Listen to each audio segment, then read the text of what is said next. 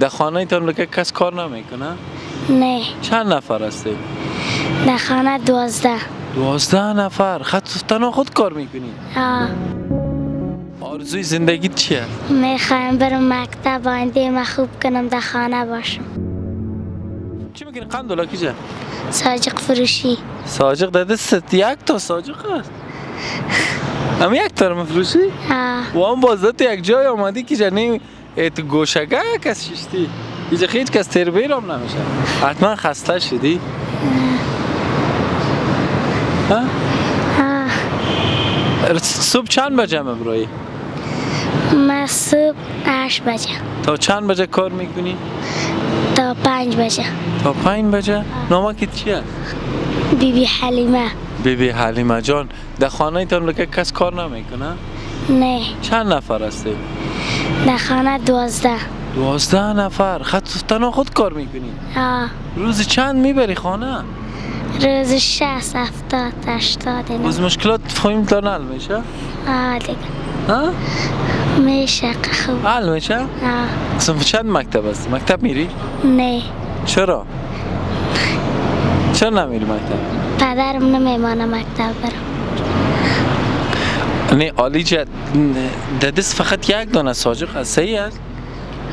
او هم تو جای شتی که هیچ کس نمیخره.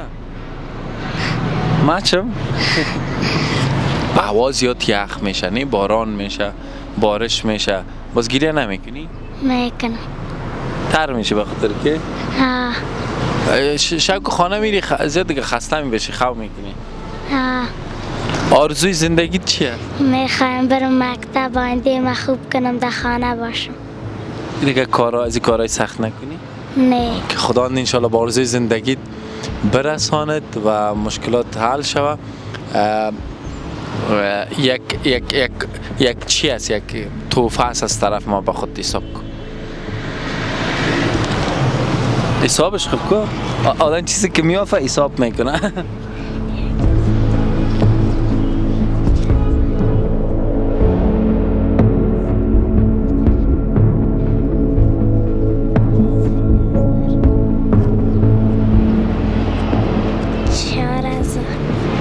تلگرام هستی اینجا؟ اینه 5000. اینا 5000 تو باید 2 ماه باید دیگه کار نکنی. خب